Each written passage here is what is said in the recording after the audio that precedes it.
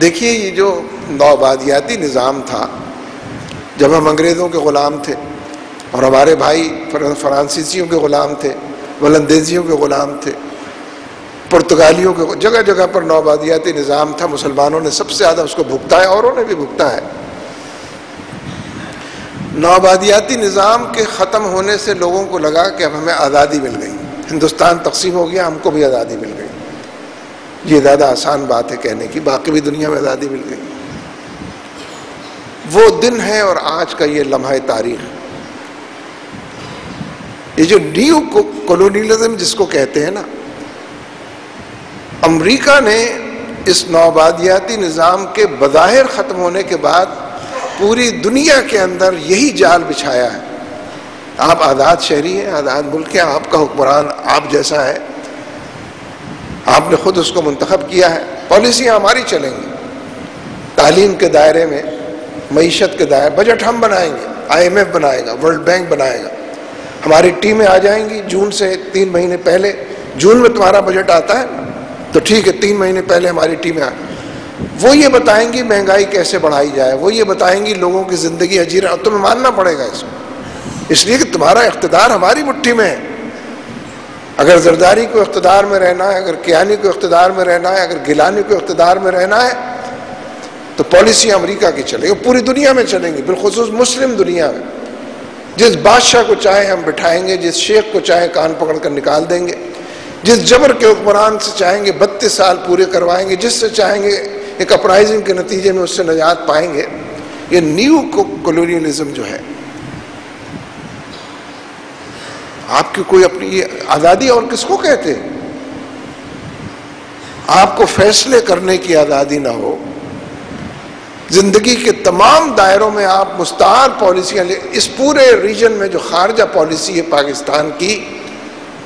وہ امریکہ کی خارجہ پالیسی ہے اس ریجن میں جو اس کو فائدہ پہنچا سکے۔ اس خارجہ پالیسی کے نتیجے میں تو ڈرون حملے ہو رہے ہیں، ملٹری آپریشن ہو رہا ہے، اور ڈو مور کے مطالبات ہو رہے ہیں کہ شمالی وزیرستان میں بھی آپریشن کیا جائے، جنوبی پنجاب میں بھی آپریشن کیا جائے، خودکش حملے بڑھ رہے ہیں، اور سب لوگ یہ بات بار بار باری باری کہہ چکے ہیں کہ بھارت ہم کو افغانستان سے بیٹھ کر غیر مستحکم کر رہا ہے، اپنے خود کچھ بامبر بھیج رہا ہے، پیسہ تقسیم کر رہا ہے بلوچستان میں بھی اور صوبہ خیبر پختونخوا میں بھی۔ سرکاری لوگ بیان دیتے ہیں، کرتے کچھ نہیں ہے، اس لیے کہ اسی پالیسی کی وجہ سے یہ زندہ ہے، سلامت ہے، اقتدار کے اندر موجود ہے۔ تو ہمیں یہ غلامی اوڑھ لینی چاہیے، برداشت کر لینی چاہیے، اور اپنے طور پر دائیں بائیں دیکھ کر یہ کہہ رہا میں تو آزاد ہوں۔ پتہ نہیں کیسے مولوی صاحب تقریر کرتے ہیں کہ تم غلام ہو، مجھے تو کوئی غلام ہے، کوئی ہاتھ میں ہتھ کڑی نہیں ہے، وہ کہہ رہے تھے ہاتھ میں ہتھ کڑیاں ہیں آپ، کوئی پیر میں بیڑی نہیں ہے آپ، وہ پھر مہنگائی پر بھی پھر احتجاج نہ کریں، انشاءاللہ مہنگائی پھر 10 گنا اور بڑھے گی۔ یہ ہے غلامی، اس لیے کہ آپ نہیں بڑھاتے مہنگائی، آپ کی پالیسیاں نہیں ہیں معاش۔ پھر بے روزگاری پہ گلہ نہ کریں کہ بچہ ایم اے پاس گھر بیٹھا ہوا ہے۔ ویسے ہی بے روزگاری کی جو بات ہے، مدرسوں کو ہم بڑا کوستے رہتے ہیں، برا بھلا کہتے ہیں، مدرسوں سے فارغ التحصیل کوئی بے روزگار دیکھا ہے آپ نے کبھی؟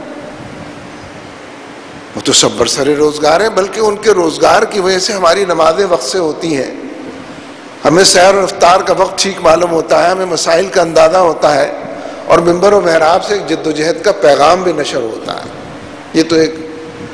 جملہ مترجم کے طور پر ایک بات آ گئی، لیکن حقیقت یہ ہے کہ یہ جتنے مصائب ہیں اور جتنے حالات کی خرابی کے مسائل ہیں، ان مصائب اور مسائل کا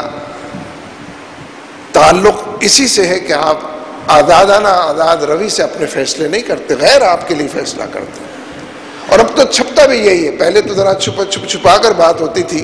کہ IMF کا ڈائریکٹو آ گیا ہے کہ بجلی کی قیمتوں میں مزید اضافہ کیا جائے، IMF کا ڈائریکٹو آ گیا ہے کہ پیٹرولیم کی مصنوعات اور اس کی قیمتوں میں بھی اضافہ کیا جائے، ہر چیز میں اضافہ ہوتا ہے۔ یہ جو ہم ٹھیلے والے سے، چھاوڑی والے سے جھگڑا کرتے ہیں کہ بہت مہنگا بیچتے ہو تم، پھر تو اس غریب نے کیا مہنگا بیچنا ہے، سارے مہنگا بیچنے والے تو اقتدار میں موجود، ساری مہنگائی تو اوپر سے آتی ہے، وہ تو غریب جو لے کر آتا ہے اس کے مطابق کچھ کرتا ہے، کوشش کرتا ہے کچھ اپنی زندگی بہتر بنا لے، کچھ مل جائے اس کو بھی، اس کو تو اور چیزیں مہنگی خریدنی ہے نا۔ اس لیے میرے دوستو، ہمارے معاشرے میں کوئی تھا وقت، اب الحمدللہ گزر چکا ہے، جب لوگ دین اور سیاست کی دوئی پہ یقین رکھتے تھے اور سمجھتے تھے کہ اللہ رسول کی بات کرنی چاہیے، نماز روزہ حج زکوٰۃ ہونا چاہیے، جو سب اللہ رسول کی بات کرنی چاہیے،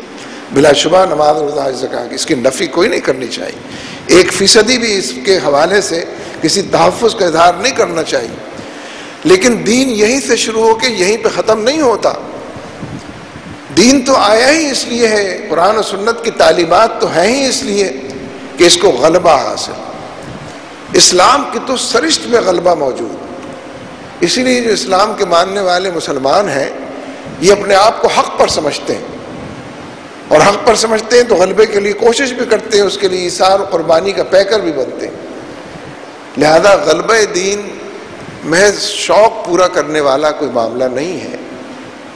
بلکہ فی الحقیقت اللہ کی مرضیات کو، اس کی پسند اور ناپسند کے معمولات کو معاشرے کے اندر رائج کرنا، اور نبی صلی اللہ علیہ وسلم نے جس طرح سے اس کے مطابق معاشرہ تشکیل دیا، ترتیب دیا، معاشرہ وجود میں آیا، ایک نظام قائم کیا، اس کے مطابق جنگیں لڑیں، امن کے معاہدے کیے، اس کے مطابق خوشحالی لوگوں کو دیکھنے کو ملی، حالات کی بہتری لوگوں کو ملی۔ یہ اور بات ہے کہ جن کو خوشحالی دیکھنے کو مل بھی گئی تھی وہ تو آخرت کے لیے جیتے تھے اور اس کو آزمائش ہی سمجھتے تھے، کم سے کم پر قناعت کر کے زندگی کو بہتر سے بہتر بناتے تھے۔ یہ ایک الگ موضوع ہے، لیکن یہ موضوع ہے ہم سب کا۔ ناگزیر ہے کہ اس طرح کے تمام حالات میں یہ جو جماعت اسلامی اس وقت ممبر سازی کی مہم لے کر چلی، تو میرا تو خیال ہے کہ جب کوئی ممبر سازی کی مہم کو والا آدمی آپ کے پاس آئے گا رابطہ عوام کے لیے، آپ کو گوشوارہ دے گا، آپ دستخط کر دیں گے، بہت اچھی بات ہے، ہم خوش آمدید کہتے ہیں، اس کو شکریہ ادا کرتے ہیں۔ لیکن جو یہ گوشوارہ پر کرا رہا ہے اس سے بھی میں یہ بات کہنا چاہتا ہوں، اور جو پر کر رہا ہے اس کی خدمت میں گزارش عرض کرتا ہوں کہ یہ جو دستخط آپ کریں گے ممبر سازی کے حوالے سے ممبر بنیں گے، اس کے نتیجے میں زندگی کے بارے میں آپ کا نقطہ نظر بدل جانا چاہیے۔ زندگی شاید زیادہ گاڑھا لفظ ہے، کم از کم ووٹ کا طریقہ تو بدل جانا چاہیے۔ کل آپ نے پیپلز پارٹی کو ووٹ دیا تھا، اس سے پہلے مسلم لیگ نون کو ووٹ دیا تھا، اس کے بعد آپ نے ANP کو ووٹ دیا تھا، اب تو ماشاءاللہ MQM بھی آ گئی ہے، آپ کو آزادی حاصل ہے، اس کو بھی ووٹ دے سکتے ہیں آپ۔ زندگی سنوری، زندگی میں کوئی بہتری آئی، ایک چور سے دوسرے چور، ایک ڈاکو سے دوسرے ڈاکو، ایک لٹیرے، ایک ظالم کے بجائے اس دستخط کے نتیجے میں، اس ممبر سازی کے نتیجے میں جو دستخط کرا رہا ہے وہ بھی منہ سے کچھ بولے اور بتائے اور کہے، اور جو دستخط کر رہا ہے اس کو بھی یہ بات سمجھ میں آئے اور اس کو تسلیم کرے کہ اب ووٹ کا رویہ ہمارا بدل جائے۔ ہم نے بہت ظالموں کو ووٹ دے دیا ہے، اب ہمیں اگر عدل کی اور انصاف کی ضرورت ہے، چوروں کے ذریعے تو چوروں کے ہاتھ نہیں کاٹے جا سکتے، بلکہ چوروں کے ہاتھ تو سپریم کورٹ کے ذریعے بھی اب نہیں کاٹے جا سکتے، چور مانتا ہی نہیں ان کی بات، تسلیم ہی نہیں کرتا ان کے فیصلے کو۔ اس لیے اگر معاشرے میں تبدیلی کے عنوانات یہی ہیں کہ ووٹ سے تبدیلی آتی ہے، آپ اس پر بحث کر سکتے ہیں، لیکن ہے اس وقت یہی، رائٹلی اور رانگلی جو بھی کہیں، بحث کرنے کا فائدہ نہیں کوئی۔ تو پھر جتنے لوگوں سے آپ روزانہ رابطہ کریں، ان کو اپنا ممبر بنائیں، تو ان سے یقین حاصل کریں اور ان کی رائے، نقطہ نظر، زاویہ نگاہ یہاں تک پہنچائیں کہ اب ووٹ دینے کا رویہ لوگوں کا بدلنا ہو۔ دیکھیے MQM کا نام آ گیا ہے، یعنی زباں پہ بار الہ، یہ کس کا نام آیا، لیکن آ ہی گیا ہے، اب کیا کیا جائے۔ تو کچھ عرض کیے دیتا ہوں، یہ بڑی خبر بن گئی ہے کہ MQM نے لاہور میں جلسہ کیا۔ کیوں بن گئی ہے؟ بھائی ملک کے ہر شہری کو اس بات کی آزادی ہے کہ وہ جہاں چاہے جلسہ کرے، اور باقی لوگ کرتے ہی ہیں، کوئی خبر تو نہیں بنتی، جو کہتے ہیں اس کی خبر بنتی ہے۔ کوئی اچھی بات کہے آدمی، کوئی مطالبہ کرے، کوئی احتجاج کرے، کوئی لوگوں کے نفع کی بات کرے، وہ اصل تو موضوع وہ ہوتا ہے۔ لیکن MQM کی یہی خبر بن گئی کہ اس نے جلسہ کیا، اور ان کی بھی باتیں کھلی ہوئی ہیں کہ ہم نے جلسہ کر لیا، مطلب کہ آپ روک بھی نہیں سکے نا لوگوں کو آنے۔ دیکھا ہم نے آپ کے سینے پر مونگ دلے، ایم کیو کی خبر کیوں بنی؟ یہ اس لیے بنی ہے کہ ایم کیو ایم کا روز اول سے ایک ہی تعارف ہے، دہشت گردی۔ آپ کو یاد نہیں ہوگا اور نہیں ہو سکتا شاید، سوائے اس کے کہ جس کے گھر کے اندر لاش آئی ہو، صوبہ خیبر پختونخوا کے لوگ ہوں، صوبہ پنجاب بلوچستان کے لوگ ہوں، سینکڑوں لاشیں انہوں نے وصول کی ہیں کراچی سے، اور یہ جماعت بنی عصبیت کی بنیاد پر تھی۔ یہ تو بعد متحدہ کہتے ہیں، لیکن سب کو معلوم ہے کتنی متحدہ، لاشوں کی سیاست، بوری بند لاش کی سیاست، بھتہ خوری کی سیاست۔ اس لیے اب یہ خبر اس لیے بن گئی کہ جن لوگوں نے لاشیں وصول کی ہیں وہ ان کا خیر مقدم کریں گے اب انشاءاللہ۔ جن لوگوں نے مسلسل یہ الزام لگایا کہ فاشسٹ تنظیم ہے، یہ دہشت گرد لوگ ہیں، اور جو آپ کے ساتھی کراچی میں تھے ان کا تو مشغلہ یہ تھا کہ اپنی لاشیں اٹھائیں، ایک صبح کو اٹھائیں، ایک شام کو اٹھائیں، حسب توفیق ایک دوپہر کو بھی اٹھائیں، اور اپنے موقف پر ڈٹے رہیں کہ ہاں لاشیں اٹھا لیں گے لیکن عصبیتوں کا شکار نہیں ہوں گے، اصولی سیاست اور اس موقف پر قائم رہیں۔ تو خبر یہ اس لیے بنی ہے۔ اب مجھے پتہ نہیں کیا ہوا تھا وہاں، کیا نہیں ہوا تھا، آپ کو تو پتہ ہوگا، اس کی اس پر کچھ کہنے کی ضرورت نہیں ہے، لیکن اگر محض دعووں اور وعدوں اور اعلانات کے نتیجے میں کوئی پارٹی پارسا بن جاتی ہو، یعنی صرف اسی سوال کا کوئی جواب دے دے کہ الطاف بھائی لندن میں کیوں بیٹھے ہوئے، آتے کیوں نہیں، کس سے خطرہ ہے؟ مجال ہے آپ کی، یہ کسی کی مجال ہے کہ ایم کیو ایم کے کارکن کو بھی ہاتھ لگا سکے؟ ہو جا کہ الطاف بھائی، ان کے جتنے لوگ ایلیمنیٹ ہوئے ہیں، ختم ہوئے ہیں، موت کے گھاٹ اترے ہیں، وہ خود کفیل ہیں اس معاملے میں، انہوں نے خود ہی یہ کام کیا، آپ کو زحمت نہیں دی ہے، اس لیے آپ تو نام نہیں لے سکتے ان کے کارکن کا، گھور کر دیکھ نہیں سکتے اس کو، یہ کام ماشاءاللہ وہ خود ہی کر لیتے ہیں اپنے لوگوں کو۔ تو الطاف بھائی کو بھی خطرہ ہے کہ پتہ نہیں کیا ہو جائے، کہیں ایسا نہ ہو جائے، کہیں ویسا نہ ہو جائے۔ تو اگر انہیں ملک کی سیاست کرنی سب سے اچھا تھا، اور جب ساری حکومتیں بھی ان کی ہیں، پچھلے دنوں تک بلدیات میں بھی حکومت ان کی تھی، صوبے میں حکومت ان کی ہے، مرکز میں بھی ہے، وہ جب چاہے ڈکٹیٹ کریں، جب چاہے دھمکی دیں، ہم الگ نہیں ہو سکتے کبھی۔ اتنے جرائم انہوں نے کر لیے ہیں کہ وہ حکومت ہی میں رہ سکتے ہیں، اس لیے کہ جرائم پیشہ لوگوں کی جگہ حکومت ہے، جیل نہیں ہے۔ جیل تو شرفا کے لیے ہے، بھلے اچھے مانس لوگوں کے لیے ہے، اپنے جرائم پر پردہ ڈال لیں اور نیکوکاری کا درس دینے کی جگہ جو ہے وہ حکومت بن گئی۔ اس لیے میرے دوستو، اس پورے پس منظر میں